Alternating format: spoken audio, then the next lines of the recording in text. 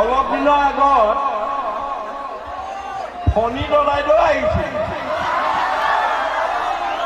ফণীয়ে ভাবিলে এই বৰদৈচিলাজনীয়ে অসমত বৰ দিগদাৰ কৰি আছে, বাপেকে লৈ যাওঁগৈ বাংলাদেশেদি। কিন্তু আমাৰ বৰদৈচিলা বাইদেউৰ এনেকুৱা টেম্পাৰ, বাংলাদেশৰ পৰা আহি অকণমান দূৰ অহাৰ পিছতে ফণী বাপেকেহে ফৰিং চিটিকা দিলে। কিন্তু ফণীয়ে ফণী লগাই থৈ গ'ল সেই বৰষুণ যাক। দেখিছেনে অৱস্থা নাই কিনে এনেকৈ আহিলেহে অহা। এতিয়া ইয়াত যিসকলে আসন দখল কৰি আছে কেতিয়াবাই আহি বহিলেহি, কিন্তু আসনখন এৰি দিব নোৱাৰে। কিন্তু কেতিয়াবা মাজে মাজে এৰি দিও কৰে, কিন্তু চেপা মাৰি আছে, উপায় নাই।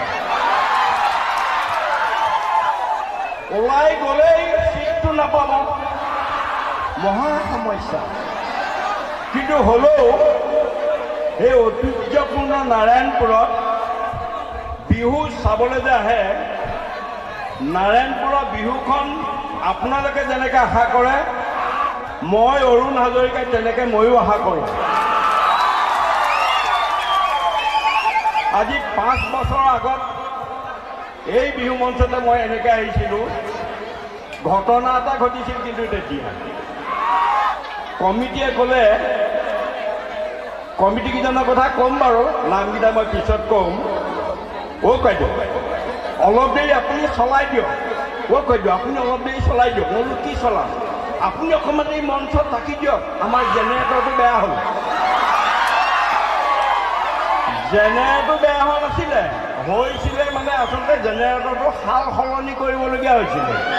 এজেগাত ফুটবল কম্পিটিশ্যন এটা চলি আছিলে, তাৰ পৰা এই ডিজি জেনেৰেটৰটো অনালে মোৰ দিনে ফেন বাহিৰ হৈ গ'ল আগৰবাৰ।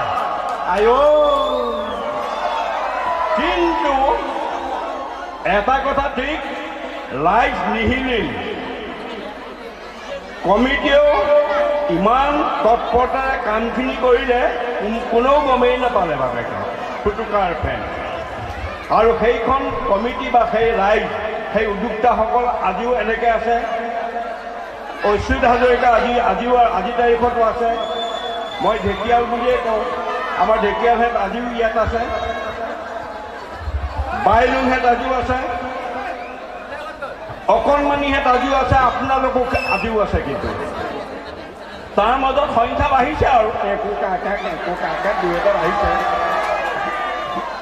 সেই যিসকল আহিব পৰা নাই তেওঁলোকক মই নমস্কাৰ জনাইছোঁ। কিছুমানে কেঁচুৱা এৰি আহিব পৰা নাই, আৰু গাভৰু কালতে আহিছিলে, এতিয়া মানে ল'ৰা ছোৱালী হ'ল আহিব পৰা নাই, নমস্কাৰ জনাইছোঁ। কিছুমানে আকৌ সেই ৰাস্তাটো আছে, মোবাইল একদম তামাম জোৰত টানি আছে বাপেকে। কেলে টানিছে জানেনে? আকাশ বৰ ডাৱৰ যদিও আকাশ ফৰকাল কৰিবলৈ নীল আকাশ আহি আছে। আকাশটো ফৰকাল হ'বই লাগিব, নহ'লে কিহৰ নীল আকাশ, হয় নহয়? বৰষুণ নিদিয়া আৰু চিন্তা নাই।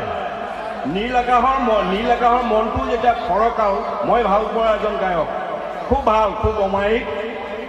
গতিকে এতিয়া বৰষুণ চৰষুণ নাই, তলত খালি আহোঁতে এনেকৈ নীল আকাশ কেনেকৈ আহে মই নাজানো, মই কিন্তু এনেকৈ আহিছিলোঁ, উপায় নাই। সেই লগত অকণমানিয়ে পানী বটল এটা থৈ দিছে, সেই গাড়ীত উঠাৰ সময়তে অকণমান ঢালি আৰু আকৌ এনেকৈ কৰি বহি মই যামগৈ। কিন্তু হ'লেও এইয়াহে বিহু।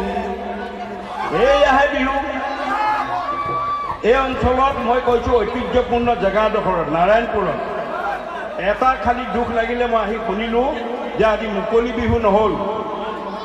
মোৰ ঘৰ দক্ষিণ পাৰত, কিন্তু উত্তৰ পাৰৰ মুকলি বিহুৰ এটা ঐতিহ্য আছে, পৰম্পৰা আছে। আমাৰ ফালে যিমানেই ঢাক ঢোল নবজাওঁ কিয়, উত্তৰ পাৰৰ নিচিনা মুকলি বিহু আমাৰ ফালে তেনেকৈ নহয়। কিন্তু দুৰ্ভাগ্য, ৰাইজো দুৰ্ভগীয়া, কমিটিও দুৰ্ভগীয়া, এইবাৰ নহ'ল। আশা কৰোঁ অহা বছৰ অতি জাক জমকতাৰে যাতে সেই মুকলি বিহুখন হয় আপোনালোকে মনতে কামনা কৰক সেইটো মোৰ ফালৰ পৰা ক'বলগীয়া অচ্যুতহঁতে মোক ফোন কৰোঁতে কৈছিলে যে আহিব যি কি নহওক মই আহি গ'লোঁ এতিয়া কথা হ'ল ব মানে বতৰ ব মানে ব মানে বেয়া ব মানে বৰ বেয়াকৈ বৰষুণ বেছি ব মানে কিন্তু আৰু এটা আছে ব মানে বাংলাদেশী আকৌ দেই ব আখৰটো বৰ বেলেগ বস্তু এটা ব মানে বাংলাদেশী ব মানে বহিৰাগত ব মানে বিদেশী ব মানে বহিষ্কাৰ এটাকেইটা কিন্তু ব আৰু এটা ব আছে সেইটো হ'ল এইটো ব মানে বৰলা সেই ব আখৰতে মোক খাই দিছে এইফালে চাওঁ ব পলা সেইফালে চাওঁ ব পলা যিনি চাওঁ বৰলা কেলে জানেনে